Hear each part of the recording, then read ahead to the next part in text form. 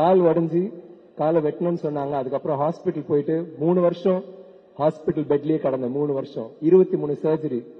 அதுக்கப்புறம் 1 வருஷம் கிரச்சு வச்சுதான் நடப்பேன். அந்த டாக்டர் சொன்னாரு எங்க அம்மா கிட்ட, நீங்க இனிமே பையன் அம்மா கேட்டாங்க எப்ப நடப்பான் டாக்டர்னு கேட்டோம். இல்ல அவன் நடக்கவே மாட்டாமா அப்படின்னாங்க. தென் எங்க அம்மா அழுதுட்டு கேட்டாரு, என்னங்க டாக்டர் இப்படி சொல்றீங்க? இல்லம்மா காலை காப்பாத்திட்டு வர, அதை வெட்டணும்னு சொன்னாங்க, நான் காப்பாத்திட்டேன். நான் ஏன் அழுகுற, நான் நடப்பேன். நான் எல்லாருக்கும் தெரியும் நான் நடக்க முடியாது. டாக்டரே சொல்லிட்டாரு, மோகன்தாஸ்னு சென்னையில மிகப்பெரிய டாக்டர் சொல்லிட்டாரு நடக்கவே முடியாதுன்ட்டு.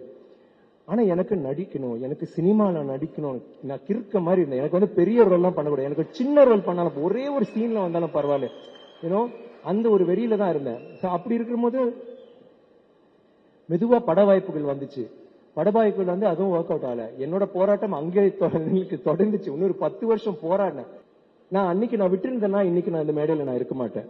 உங்களுக்கு உங்க கூட நான் இப்ப பேசிட்டு இருக்க மாட்டேன்.